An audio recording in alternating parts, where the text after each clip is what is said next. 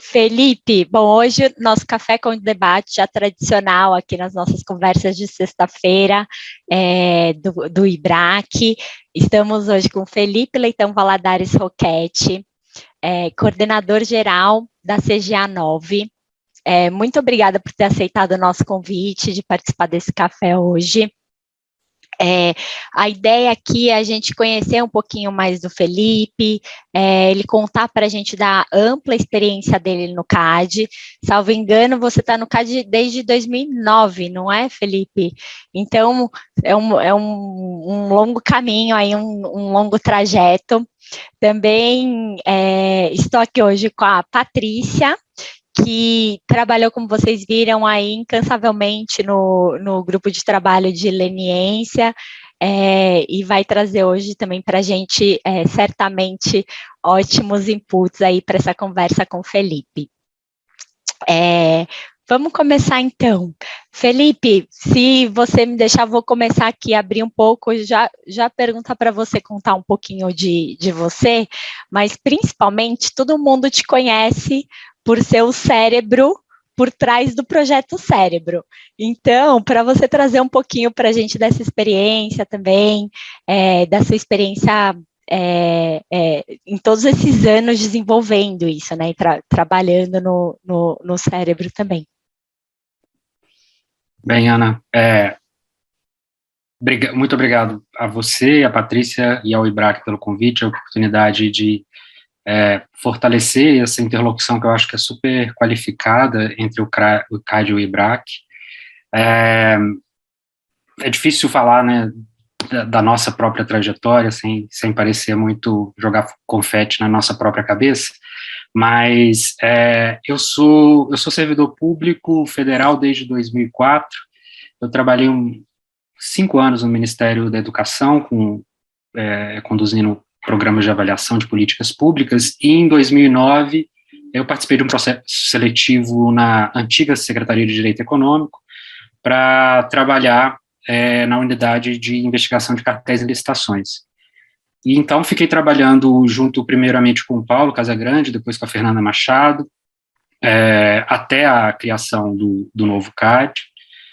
Assim que foi criado o novo CAD, a gente foi incorporado à Superintendência Geral, continuei trabalhando na unidade de cartéis e licitações, e em 2013, ainda na gestão do então Superintendente-Geral Carlos Ragazzo, junto com o Diogo Thomson, eles tiveram a ideia de criar uma unidade especializada em investigações ex officio, onde nasce o Projeto Cérebro. A minha participação no Projeto Cérebro é muito de apoio, de fornecer um pouquinho da experiência que eu tinha em investigação de cartéis e licitações. O projeto é um projeto que foi construído por diversos servidores públicos, cada um colocou o seu tijolo ali nesse projeto. Ele começa com o Lucas Freire e o Thiago Marzagão, que já saíram do CAD, tem continuidade comigo, com o Bruno, que saiu também do CAD, hoje está na MPD. É um projeto construído a muitas mãos, e eu acho que o cérebro, é sempre importante destacar isso, o cérebro tem uma característica que eu acho que é rara de encontrar no Serviço Público Federal, que é um projeto que teve um apoio significativo de todos os dirigentes que passaram pela Superintendência Geral e pela presidência do CAD desde o início em 2013, 2014. Então, a gente tem o Ragazzo, o Eduardo Frade, o Alexandre Cordeiro e agora o Alexandre Barreto, sempre apoiando decisivamente um projeto que não é um projeto trivial, porque todo projeto que trabalha com inovação, nesse caso é um projeto desenvolvido para, a partir de grandes bases de dados, identificar indícios de cartel, todo projeto que trabalha com inovação tem a possibilidade de dar errado. A inovação não tem garantia de resultado positivo no curto, no médio e no longo prazo. Então, esse apoio significativo dos dirigentes foi fundamental para que o projeto, aos trancos e barrancos, com todas as limitações que o projeto de inovação no setor público possui, de limitação de pessoal, de recursos, etc., conseguisse produzir resultados que a gente considera significativos e robustos nesses últimos 5, 6 anos. Então, por mais que eu seja a face pública do projeto, porque ele está subordinado à CGA 9, ele é um projeto que foi construído com muitas mãos, participação decisiva de servidores que desde o início acreditaram, investiram tempo, quebraram a cara, erraram, aperfeiçoaram o projeto ao longo do tempo, e hoje a gente considera que ele está consolidado e que nem é mais um projeto, já é uma atividade rotineira de investigação e tentativa de identificação de indícios de cartel em licitação aqui no Brasil. Felipe, bom dia de novo, e é um prazer estar aqui nessa conversa com você. Acho que sem dúvida, um projeto muito legal, esse do IBRAC, né, da gente ter essa possibilidade de interlocução e poder conhecer um pouco melhor, né, cada um de vocês e os trabalhos das coordenações. E nesse sentido, até pegando o gancho aí a respeito do projeto Cérebro, né, acho que é um ponto de interesse para muitos de nós. Como que na prática o projeto tem ajudado, né, na instrução dos processos? Se você puder falar um pouquinho mais disso, né, na preparação, até como a sua coordenação, né, é responsável por essa análise inicial, como que vocês têm, né, implementado isso na prática? Você pode falar um pouquinho para a gente disso? Lógico. A gente até estava conversando no início aqui, antes de começar, sobre essa característica que não é muito comum na administração pública federal, das coordenações gerais não terem nomes que designem as atividades que elas vão desenvolver. Então, a gente tem hoje 11 coordenações gerais de análise antitruste no CAD, obviamente algumas mais voltadas a atos de concentração e conduta unilateral, outras mais voltadas à área de cartel. A gente teve recentemente a criação da unidade, a CGA 10, que é dedicada à leniência, e a CGA, eu estou fazendo essa introdução porque a CGA 9, na verdade, funciona em grande medida como uma coordenação que presta serviços internos às demais coordenações. Então, por mais que desde 2016, quando a coordenação foi criada, a gente tenha reunido uma série de atividades que antes estavam dispersas na Superintendência Geral, principalmente a iniciação de casos, a inteligência inicial de casos, interlocução com ministérios públicos e polícias, ao longo do tempo, a gente passou a funcionar em grande medida, como uma unidade de apoio às coordenações finalísticas. Então, o projeto Cérebro também é incorporado nesse perfil de atuação e de atividade da coordenação. Então, ao longo do tempo, passamos a ser demandados para criar ou adaptar ferramentas que permitissem às coordenações desenvolverem suas atividades de maneiras mais eficientes. Então, hoje o Cérebro, além de ter a função pensada primordialmente para iniciar casos ex officio, a gente desenvolveu algumas funcionalidades para apoiar as coordenações, tanto as coordenações responsáveis pela instrução de casos de cartéis, a gente fornece insumos para robustecer os processos, mas também, esporadicamente, nós fornecemos informações e ferramentas para as coordenações responsáveis pela instrução de atos de concentração e de condutas unilaterais. Então, ao longo do tempo, a CGA 9 tomou a forma de uma coordenação meio que fornece insumos para robustecer a instrução dos processos administrativos pelas outras coordenações. Então, hoje a nossa função é de prestador de serviço interno na Superintendência Geral. Super interessante, Felipe. Até é uma função, eu imagino que apenas a CGA 9, né, tem essa função aí dentro. Como que vocês fazem para organizar isso? Assim, se você puder contar um pouquinho também para a gente, deve ser meio difícil ter essa linha constante de trabalho e apoio interno e ao mesmo tempo ter que desenvolver os trabalhos de vocês, né, assim, as outras investigações e tal estão seguindo. Então, como é que é a organização disso? Ou já deve estar tão normal que para você está no dia a dia, mas para quem está ouvindo aqui entender um pouquinho. Não, de fato, foi um processo não foi um processo trivial, porque, como eu disse no início, a CGA9 foi criada para reunir uma série de atividades que estavam relativamente dispersas na Superintendência Geral, mas a gente teve a sorte da CGA9 ter sido criada com técnicos mais experientes, com experiência longa na Superintendência Geral. Além disso, a gente tem uma organização bem horizontal na Superintendência Geral. Isso não é uma característica de nenhuma gestão específica na superintendência. Essa é uma característica que foi preservada por todos os superintendentes gerais que passaram desde a criação do novo CAD. Então, isso facilita muito a interlocução e a coordenação com as demais CGs. A gente sempre teve uma interlocução muito facilitada com as superintendências adjuntas, o Diogo, o Keynes e agora a Patrícia, com os superintendentes gerais também, uma interlocução super tranquila, e muito mais ainda com os coordenadores gerais. Então, por mais que, em princípio, pudesse ter riscos de uma dificuldade de coordenação para atender, privilegiar, dar prioridade para uma determinada demanda, isso é muito facilitado pela estrutura e pela forma como a superintendência funciona desde o início. Então, a gente não teve muito problema. A gente tem uma equipe super qualificada, que consegue dar vazão às demandas, e aqui na Superintendência Geral, e é uma característica de todos os coordenadores gerais, a gente tem a total liberdade para ser transparente, falar, olha, não vou conseguir te atender agora, preciso priorizar isso. Então, nunca foi um problema fazer essa gestão de diversas demandas internas diferenciadas na superintendência.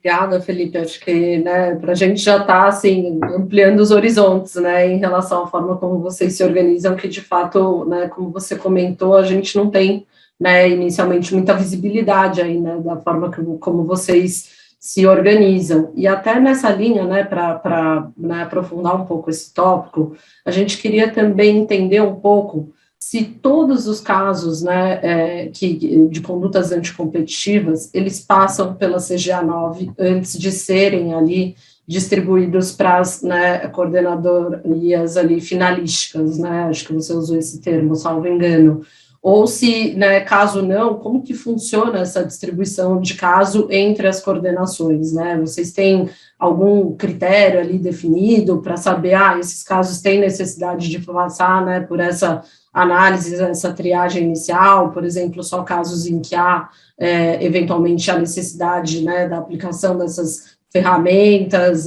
medidas de busca e apreensão, de interação com Polícia Federal, etc. Então, se você puder também nos explicar um pouquinho como que tem se dado essa divisão aí de trabalho entre as coordenações, se há sempre esse step preliminar, digamos assim, ou se não, em determinados casos já há essa passagem direto para as coordenadorias finalísticas. O desenho anterior, acho que ainda antes da criação do novo CAD, as denúncias eram processadas por tema. Então, a gente tinha várias portas de entradas para representações e denúncias na antiga Secretaria de Direito Econômico. Com a criação do novo CAD, isso foi mudando ao longo do tempo, houve uma série de tentativas de desenhos para centralizar esse recebimento de denúncias. Isso culmina na criação da CGA9, que de fato é a coordenação que é responsável por fazer essa recepção inicial de representações e denúncias, razão pela qual também a gente é responsável pelo clique denúncia. Então a gente recebe pelo clique denúncia 1.500, 2.000, 2.500 denúncias, dependendo do ano. E o papel da CGA9, em grande medida, é robustecer o caso, analisar, fazer a análise inicial, fazer esse juízo de admissibilidade inicial relacionado à denúncia, à representação, para que, numa interlocução com os superintendentes adjuntos, obviamente reportando ao superintendente geral, seja definida a melhor estratégia de investigação. E a melhor estratégia de investigação é aquela que vai deixar o caso mais robusto para a instrução. Então, isso pode ser tanto encaminhar para uma CG para a instauração de um processo administrativo, pode ser uma decisão por buscar informações adicionais em bases de dados, utilizando as ferramentas do Projeto Cérebro, pode ser buscar o apoio de órgãos de persecução ou de controle para obter informações adicionais ou definir estratégias comuns de investigação, ou pode ser um encaminhamento direto para uma CG se a representação já tiver os elementos mínimos para a instauração de inquérito administrativo. Então, hoje, em grande medida, a quase totalidade de representações e de denúncias passa pela CGA9, que faz um filtro inicial, e a decisão sobre a melhor estratégia de investigação é tomada numa interlocução qualificada com os superintendentes adjuntos. Esse é o desenho hoje vigente. É óbvio que é possível a gente implementar melhorias eventualmente, mas hoje é a forma que a gente está trabalhando, que em grande medida reduz a pressão junto às CGs finalísticas. Então, a ideia da CGA9 é fazer esse filtro inicial, reduzir a pressão em termos de instrução das CGs finalísticas e entregar casos mais robustos para serem instruídos pelas CGs. E, Felipe, esse trabalho de análise de todas essas denúncias, cerca de 2.000 até por ano, é bastante coisa, né? São todos os assuntos, então não só casos, por exemplo, de cartel, mas conduta unilateral, enfim, todos os outros casos que a gente imagina que vocês recebam também, que não estão nem na competência do CAD, passam por vocês, então. Exato, a gente recebe, esse número varia muito. Na pandemia houve um pico de denúncias, há picos temáticos, alguns temas que vão para a mídia, fomentam a apresentação de denúncias. Não é uma quantidade muito absurda para a gente tratar, se você for comparar com o Ministério Público, polícia, é um cisquinho de areia, mas a gente responde todas as representações que são apresentadas para nós, nem que seja para dizer que não somos competentes para analisar aquele tipo de conduta ou sugerir encaminhamento para outro órgão que seria competente, mas é um trabalho que a gente faz com muito cuidado, porque, obviamente, sinaliza mercados que estão mais quentes, né, que a gente talvez precise ter mais atenção. Então, é um trabalho que, por mais que demande uma atenção, é fundamental para a gente saber como é que os agentes econômicos estão se comportando, quais os mercados estão mais quentes em determinada conjuntura.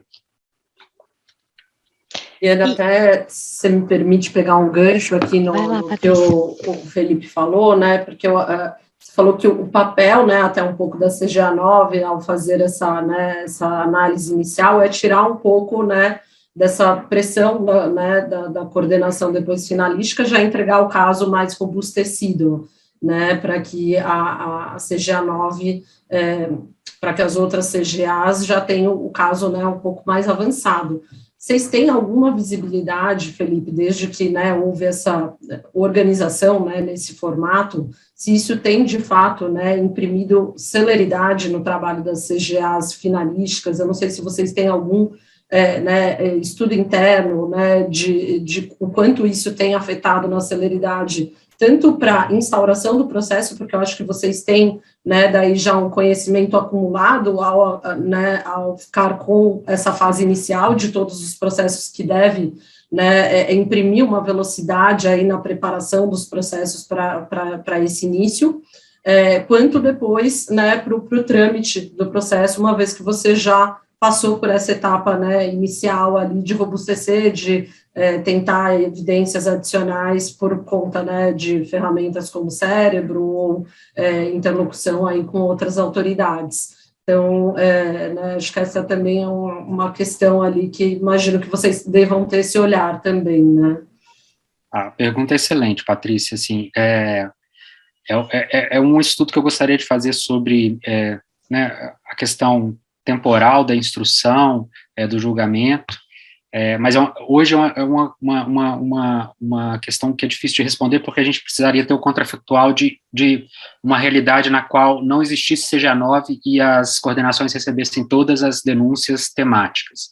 Eu posso te falar, comparando com a minha experiência na SDE, quando eu trabalhava na antiga Coordenação Geral de Compras Públicas, né, a unidade responsável por investigação de cartéis e licitações, o tempo que a gente dedicava para processamento inicial das denúncias que a gente recebia, era a metade do tempo que a gente dedicava era o mesmo tempo que a gente dedicava à instrução de processos já instaurados.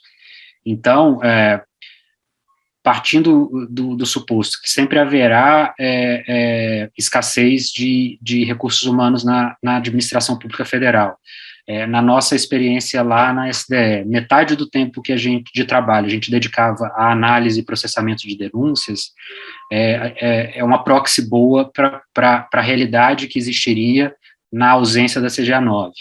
É bem possível que os prazos de instrução aumentassem significativamente, mas é uma questão que a gente precisa fazer um estudo empírico.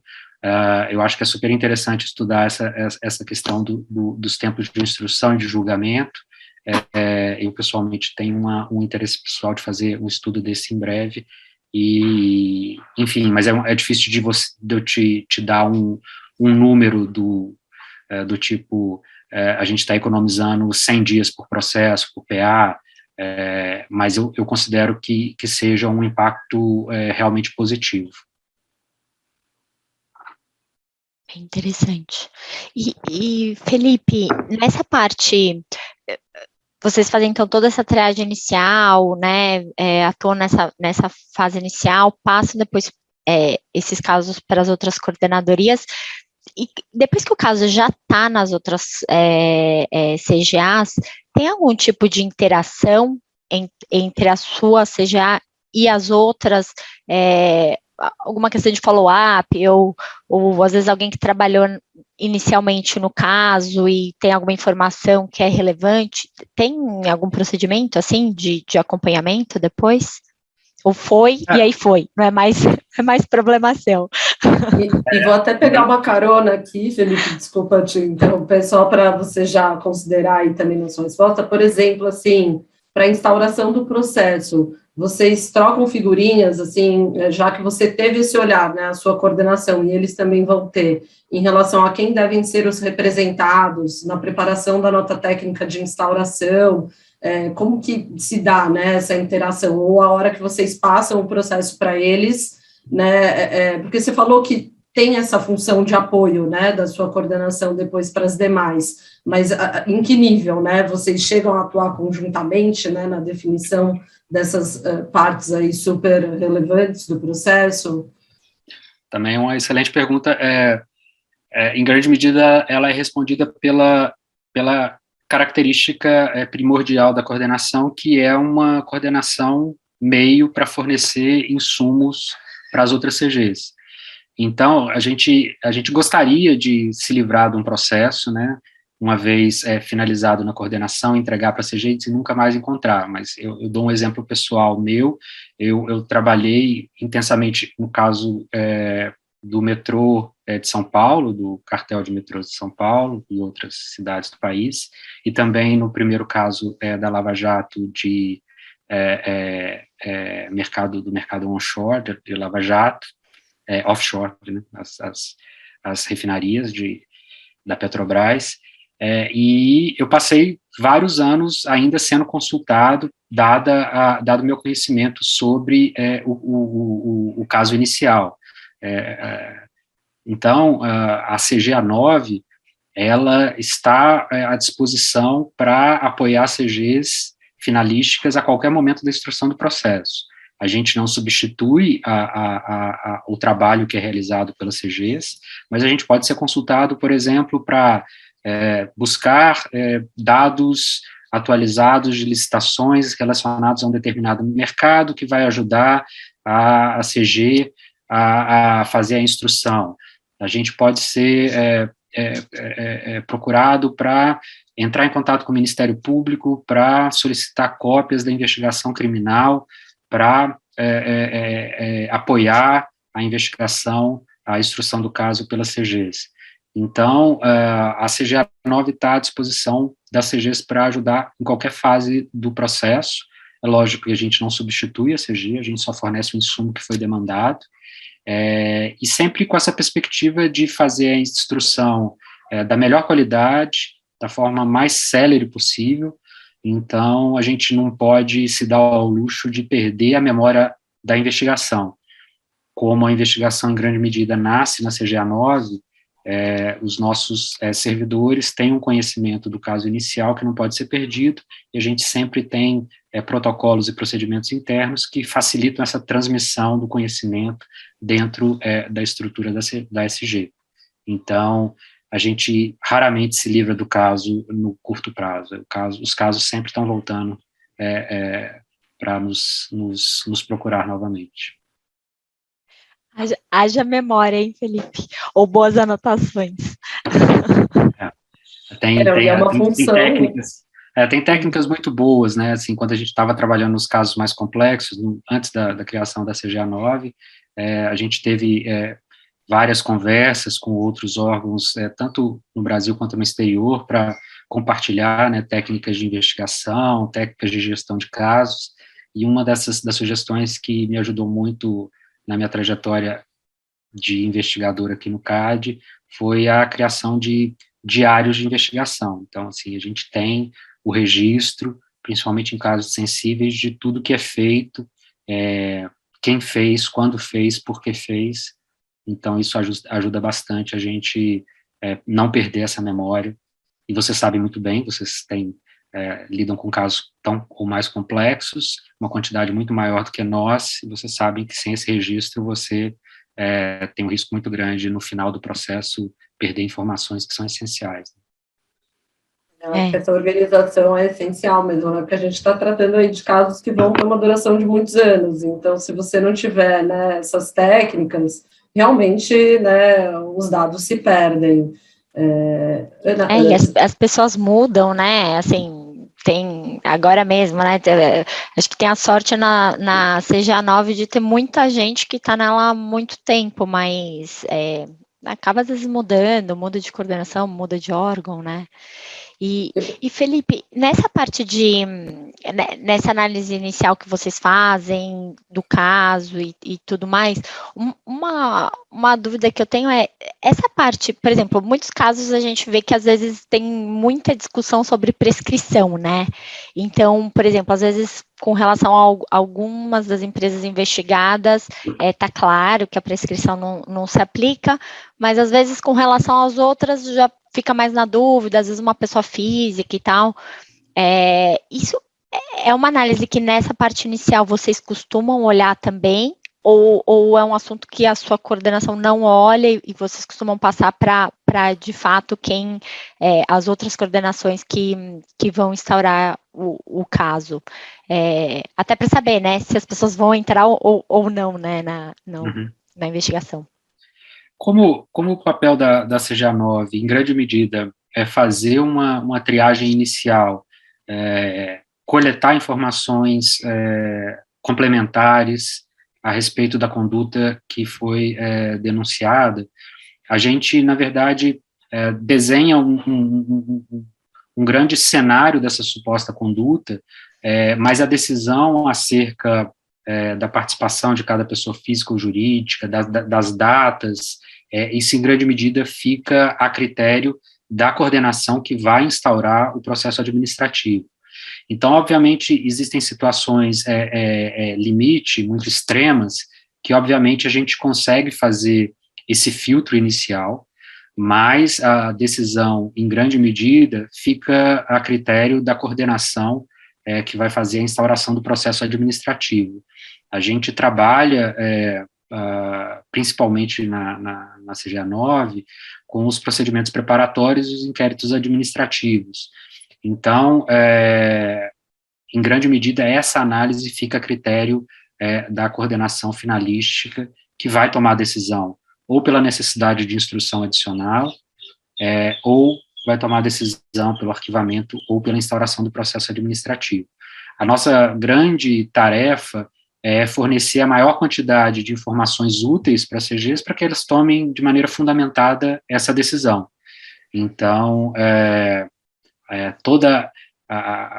no cenário ideal, as CGs vão receber todas as informações necessárias para elas tomarem essa decisão de maneira fundamentada.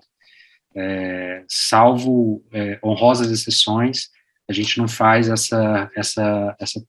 gente não toma essa decisão ainda na CGA 9.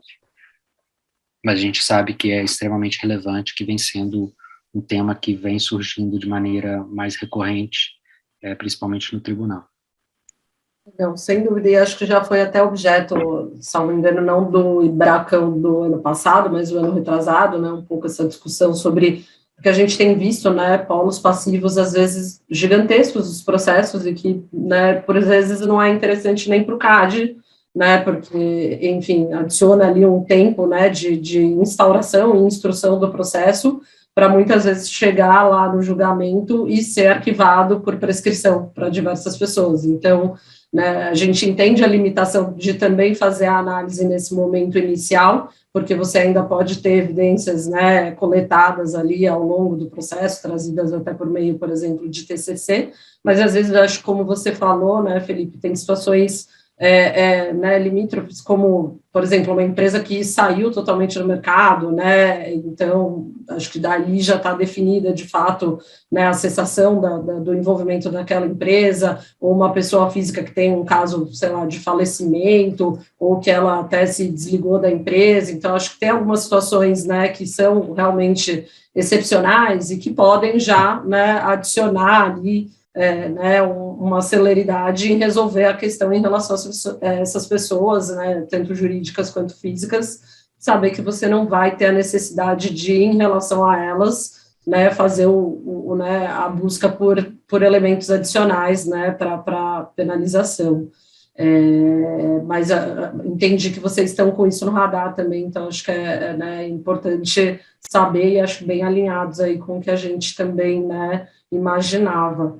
E nessa mesma, né, ideia, Felipe, a gente queria também saber um pouco como que vocês acompanham e implementam também as decisões do tribunal nas atividades de vocês, né? Porque acho que o tribunal, né, constantemente dá sinalizações ali importantes, né? Por exemplo, a própria questão da prescrição, mas também a questão de padrão de prova, né? O que até então, por exemplo, era considerado suficiente até mesmo para instauração de processo contra uma pessoa, eventualmente já não é mais. Então, como vocês têm alguma inteligência, né, de fazer esse acompanhamento das decisões do tribunal e, com isso, né, ir aprimorando ali né, os trabalhos de vocês nessa análise inicial?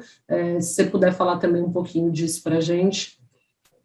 Essa é uma tarefa rotineira nossa, acompanhar como o tribunal está interpretando os procedimentos que a gente desenvolveu em sede de investigação, de inteligência, desenvolvimento de técnicas de investigação, como eles estão ponderando, né, o resultado do nosso trabalho. É uma atividade rotineira nossa, não apenas da CGA 9, mas também das outras CGs. É fundamental porque, em grande medida, a direção da jurisprudência no tribunal pauta a forma pela qual a gente vai tomar a decisão relacionada a uma série de fases do nosso processo ou de estratégias que a gente utiliza para investigar e para construir nossos casos. Então, essa é uma atividade rotineira. É lógico que está no nosso radar, não apenas as decisões e posicionamentos do tribunal, e a gente, obviamente, está o tempo inteiro analisando os votos, assistindo às sessões. Esse é um trabalho cotidiano nosso, e, enfim, faz parte do nosso dia a dia, tá na nossa atividade padrão, rotineira, desde sempre, verificar quais são as tendências existentes no tribunal e na eventual mudança de jurisprudência no Conselho.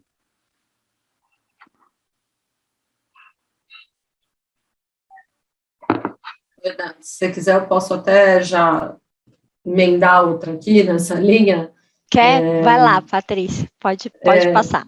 Eu tenho né, até enquanto aqui, né, eu tenho trabalhado, né, bastante, como a Ana falou, no GT de leniência, e acho que nessa linha, de novo, né, de interação entre as coordenações, Felipe, a gente tem também esse interesse em saber como que é a interação com a coordenação de leniência em específico, né? Então, se todos os casos que têm acordo de leniência, eles passam também pela CGA 9, ou se eventualmente casos que, né, já são considerados ali com um volume de evidências robusto o suficiente para já ir direto para a coordenação, sequer passam pela CGA 9, como que é feita essa análise, né, da necessidade de passar por essa triagem inicial, e até, por exemplo, medidas de busca e apreensão, como que é tomada essa decisão, né? Vocês fazem essa decisão, essa análise conjuntamente com a coordenação da leniência, olha, nesse caso nós temos, né, ali evidência suficiente em relação à parte dos representados, mas é um caso que faria sentido, né, fazer uma medida de busca e apreensão em relação aos demais. Então, se você puder também contar para a gente um pouquinho de como que tem funcionado, né, na prática aí, esses trabalhos e até mesmo da operacionalização dessas medidas de busca e apreensão, acho que é um tema que, né, também é bem interessante. Uhum. Dada a existência da famosa muralha da China em relação às demais coordenações, a gente só tem interlocução com a equipe, a unidade responsável pela leniência, quando o superintendente-geral e o superintendente adjunto consideram que isso é importante para a instrução do caso. Então, regra geral, essa interlocução acontece de maneira pontual, apenas nos casos nos quais se considera importante a busca de elementos adicionais para a investigação. Então, essa é a única interlocução que a gente tem com a equipe de leniência, quando o superintendente-geral e o superintendente adjunto definem que é necessário que se busquem elementos adicionais para fazer a instauração do processo administrativo. A grande maioria dos casos, a partir da assinatura do acordo de leniência, o processo já está robusto o suficiente para uma eventual instauração de processo administrativo, então a gente não toma ciência da existência desse acordo de leniência e já é alocado na coordenação que vai ser responsável pela instauração do processo. Então, a regra geral, na grande maioria dos casos, é esse procedimento, que é a instauração do processo administrativo, e quando o superintendente-geral e o adjunto consideram que é imprescindível a busca de elementos adicionais, a CGA 9 é acionada para que a gente busque, junto aos órgãos parceiros, as melhores estratégias para obter esses elementos adicionais. A unidade, a CGA 9, também, quando foi criada, ela incorporou a unidade de inteligência e operações, que era vinculada ao superintendente-geral, e ela é responsável pelo planejamento e organização de diligências de busca e apreensão cíveis e o apoio a diligências criminais, em relação às quais a gente é demandado para prestar o apoio técnico. A gente tem uma característica que não é muito comum em órgãos que organizam esse tipo de atividade. A gente tem um documento público que apresenta as características principais e o procedimento interno que baliza as diligências de busca e apreensão cíveis. Foi um documento que foi premiado, inclusive, pela concorrência e a JCA, e ali, em grande medida, estão descritos todos os procedimentos públicos que organizam essa atividade supersensível da Superintendência Geral. É uma atividade que é realizada com bastante cautela, é uma decisão que é analisada pelo superintendente-geral e o adjunto, e a gente utiliza só nos casos que realmente é a única forma da gente obter a prova relacionada à conduta que está sendo investigada. Então, para o caso de leniência, de regra geral, é a exceção realizar a busca, porque em grande medida os casos já são robustos o suficientes para a instauração do PA. Então, pegando o início e o final da sua pergunta, a nossa interlocução com a equipe de leniência é pontual para esses casos específicos que o nosso superintendente geral e adjunto definem que é necessário essa atividade adicional, e aí a gente é acionado apenas nesse momento. Obrigada, Felipe. É sempre bom, né, a gente saber aí como que tem sido.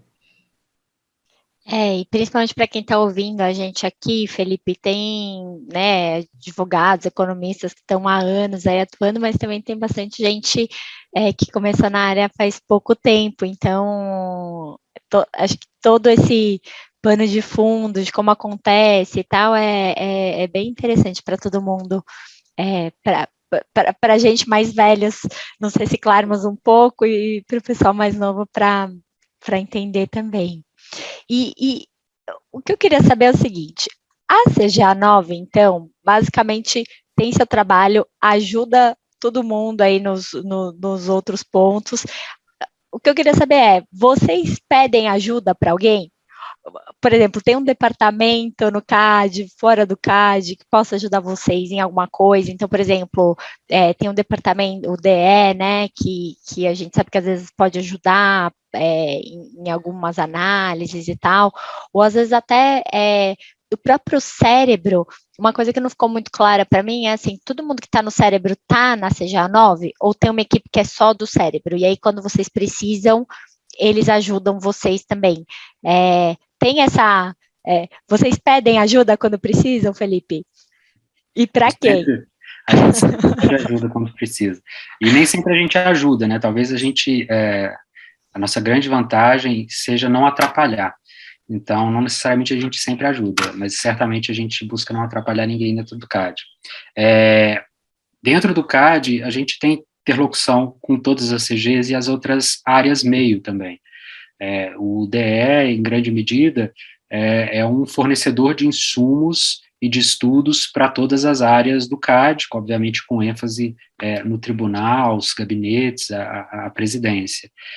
A gente tem uma interlocução muito boa com a equipe do DE, porque há linhas de interseção entre o trabalho que eles realizam lá, de estudos econométricos, que utilizam uma série de técnicas que a gente aproveita no cérebro. A gente tem uma interlocução ótima com eles, troca figurinhas, porque, obviamente, a equipe deles, do DE, é muito maior do que a equipe do cérebro, que sim, está totalmente vinculada à CGA 9, é uma equipe pequena, hoje de 2 servidores totalmente dedicados ao projeto, mas, obviamente, são perspectivas diversas. A gente desenvolve técnicas que vão ser utilizadas para investigação e, portanto, dos segredos de negócio é você manter o sigilo dessas técnicas que vão ser utilizadas ao longo do tempo. O DE, em grande medida, está preocupado em utilizar técnicas semelhantes para fornecer insumos para os tomadores de decisão. Então, necessariamente, essas técnicas vão ser colocadas em contraditório nos processos administrativos, nos atos de concentração. Então, há linhas de interseção, a gente troca figurinhas, eles são interlocutores super qualificados, mas há objetivos diferentes de uso dessas técnicas que são utilizadas pelas duas unidades. A gente pede ajuda para o DE, tem uma interlocução ótima com eles, mas a gente tem essa consciência de que os produtos vão ser utilizados com objetivos diversos. E uma coisa que a gente também até, né, a gente deu uma olhada ali no seu currículo, né, e a gente viu que você tem feito uma série cursos e participado como representante do CAD também em muitos eventos, né, até em relação a esses ferramentais computacionais, né, e inteligência artificial. Não sei se teve algum que você queria comentar aqui com a gente, que tenha, né, se destacado aí para você. A gente, por exemplo, chamou, né, a nossa atenção o Computational Antitrust, que teve 65 agências antitrust, né, participando. Então, se você puder falar um pouquinho desse para a gente, né, como que foi, e como que tem, né, que você traz depois isso, né, para o dia a dia do CAD. Depois vocês têm algum tipo, né, de evento interno no qual você dissemina, né, o conhecimento que você obteve nesses cursos e eventos com toda a sua equipe, com, enfim, as equipes também de outras coordenações, e óbvio, né, qualquer outro curso, evento que você tenha ouvido aí sobre novidades de ferramentais, acho que é super interessante também para a gente ouvir.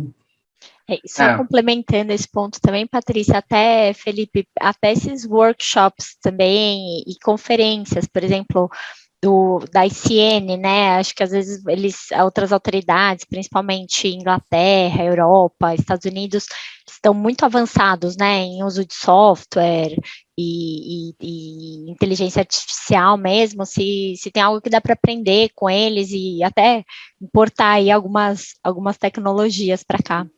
Você falou até do diário, né, que eu achei super bacana e que eu imagino que você, né, talvez tenha, né, ouvido dessa ideia aí em algum desses eventos. Eu acho que é isso, né, são trocas que vão agregando aí, né, nas melhorias que são constantes. Eu acho que isso vale não só para vocês, mas para a gente também, com certeza. Uhum.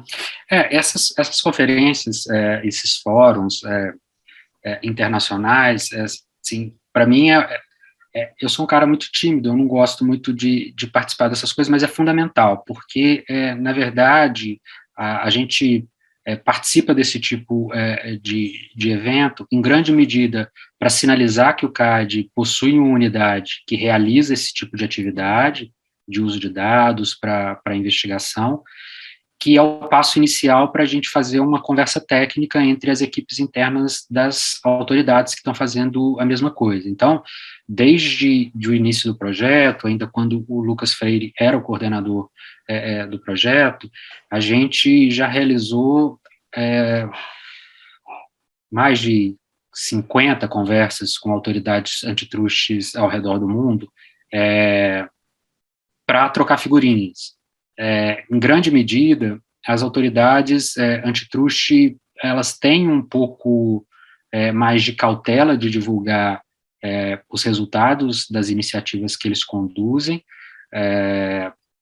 porque há uma decisão interna de que esse tipo de técnica é mais interessante para ser utilizado em sede de inteligência e não para instrução de processo administrativo. O CAD tomou a decisão no início do projeto, e vem se mantendo ao longo do tempo, que essa técnica, além de ser uma ferramenta interessante para fins de inteligência, para priorização de investigações, ela também é uma técnica robusta o suficiente para ser utilizada em processos administrativos. Então, a participação nesse tipo de evento é mesmo para você sinalizar que a gente quer uma interlocução qualificada com as equipes técnicas, e a gente tem obtido êxito nesse sentido. Então, todos os meses, a gente, invariavelmente, a gente conversa com autoridades antitrustes ao redor do mundo sobre o que cada um está fazendo, o que deu certo, o que deu errado. Obviamente, algumas são mais reticentes de compartilhar, outras são mais abertas, mas é uma ferramenta, uma estratégia que vem sendo utilizada ao redor do mundo, e é um caminho sem volta. A gente tem parcerias bastante próximas com algumas autoridades, já realizamos trocas de informações sobre scripts, algoritmos que a gente desenvolveu com algumas autoridades, e é a única razão pela qual eu participo desse tipo de evento, porque, por mim, eu ficaria quietinho lá na minha sala, porque eu sou super tímido para fazer esse tipo de coisa. Mas uma vez feito esse contato inicial, a gente coloca as equipes técnicas para conversar. Em grande medida, eu fiz uma série de cursos para entender a linguagem que é utilizada no desenvolvimento desse tipo de algoritmo, para que eu tenha uma interlocução mais qualificada com a minha equipe. Eu tenho formação jurídica, então não é uma linguagem que que não era na época que eu me formei na Vetusta Casa de Afonso Pena, uma linguagem que é muito utilizada no campo jurídico. Hoje várias faculdades já estão oferecendo curso de ciência de dados em disciplinas no curso jurídico, mas isso não era a realidade para mim. Então, esses cursos que eu fiz na verdade, para tentar melhorar a interlocução interna, também com outros parceiros. Essa iniciativa que vocês citaram, que é coordenada por Stanford e reúne uma série de universidades e autoridades, ela é muito interessante, porque ela se baseia no desenvolvimento de estudos, publicação de papers e discussões qualificadas com as autoridades a respeito desses estudos empíricos que foram desenvolvidos, e, enfim, também nos proporcionou a interlocução, descobrir novas autoridades que estavam trabalhando com esse tipo de ferramenta. Recentemente, por exemplo, a autoridade dinamarquesa publicou um estudo que eles desenvolveram num consórcio com outras autoridades antitruste europeias sobre o uso de inteligência artificial para a investigação de condutas colusivas. É um caminho sem volta, mas a gente tem a consciência de que o uso desse tipo de técnica tem que ser feito com muita cautela. Se hoje o uso de estudos econométricos ainda não é algo natural no judiciário ou para instrução de processos administrativos, muito menos técnicas baseadas em inteligência artificial e aprendizagem de máquina. Então, a gente sempre tem a intenção de estar presente nesses fóruns para receber os insumos mais atualizados, ter ciência de que outros estão fazendo e iniciar interlocuções qualificadas com as equipes técnicas. Então, por exemplo, a gente, antes da publicação desse paper pela autoridade dinamarquesa, a gente conversou com o cientista de dados que foi responsável pelo desenvolvimento desse estudo, em parceria com a autoridade espanhola, com várias autoridades europeias, e ele, enfim, é uma forma da gente se aproximar, trocar figurinhas, e sempre fazer a adaptação ou a internalização disso de acordo com a nossa realidade institucional. A gente tem ciência de para onde está indo a fronteira, mas a gente nunca vai atuar de forma assodada aqui no CAD. Então, toda a internalização e adaptação desse tipo de novas técnicas é feita somente quando a gente confia na robustez dos resultados. Então, uma das questões que vocês citaram de uso de técnicas de inteligência artificial, a gente tem, obviamente, a gente está atento para isso, tanto para tornar mais célere e eficiente a instrução dos processos administrativos, mas também para fins de investigação, mas com todas as cautelas que são necessárias quando a gente vai utilizar uma técnica que possui uma série de possibilidades de haver problemas em relação aos resultados. Então, um pouco dessa minha função, desse meu ônus de participar desses fóruns, para estabelecer interlocução e trazer para o Brasil o que a gente acha que é melhor que está sendo feito lá fora. Super interessante, acho que é isso, né, o que você falou também, cada país e cada autoridade tem sua realidade, então também, né, não necessariamente, acho que tem esse filtro, né, que é necessário de, né, ver se as técnicas também, né, que são empregadas lá vão funcionar aqui, diante da estratégia também que foi definida, né, aqui por vocês, mas sem dúvida que tem ganhos aí, acho que você trouxe, né, diversos exemplos já. Tem uma pergunta aqui do Dr. Mauro Grimber. Você já está... Eu estava digitando, mas é fundamental essa pergunta. Eu acho que realmente a forma que eu me expressei pode ter dado essa impressão de que as técnicas permanecem sigilosas mesmo de maneira indefinida. Na verdade, a parte toda da preparação e desenvolvimento da técnica tem que ser sigilosa, porque, na verdade, a gente está... os algoritmos que a gente utiliza, os scripts, trazem as variáveis chaves que a gente considera relevantes para a identificação de indícios de cartel.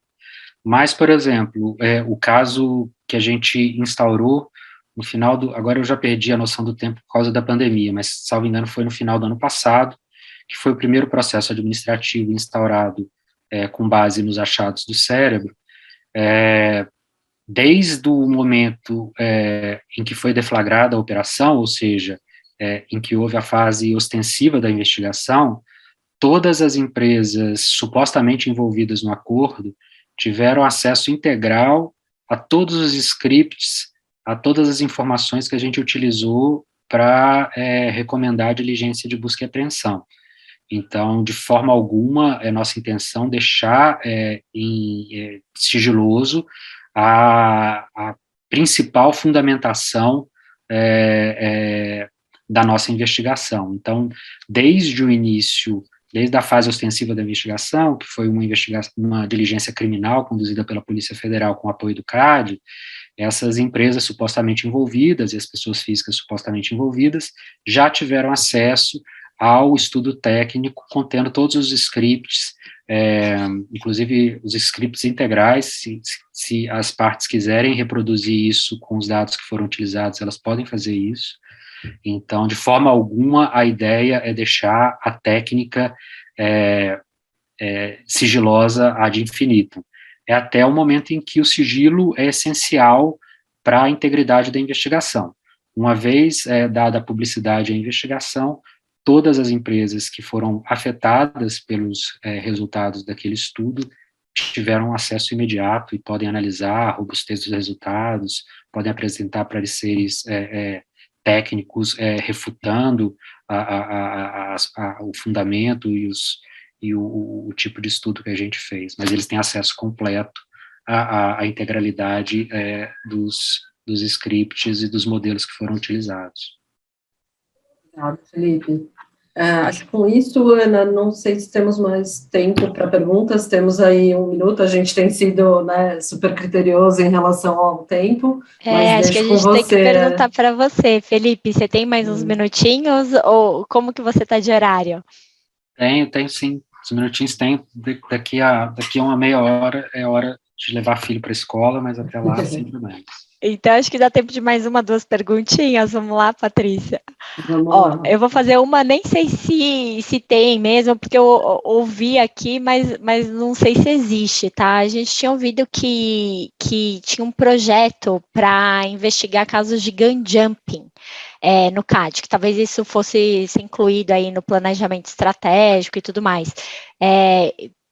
Tem mesmo? Se tiver, tem como você contar um pouco para a gente o que está por vir em relação a esse tema aí de gun jumping? Espero que não seja fake news e que não tenha nos levado a erro aqui.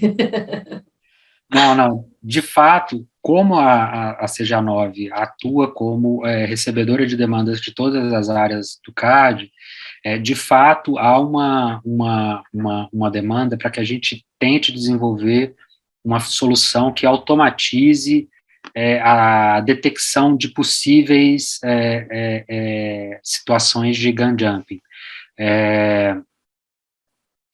Isso, a gente ainda não tomou a decisão relacionada à melhor forma de desenvolver isso, que tipo de critérios vão ser utilizados, se serão priorizados alguns mercados ou não, porque esse tipo de levantamento de requisitos impacta na probabilidade disso ser desenvolvido internamente, ou da gente desenvolver em parceria com outros órgãos.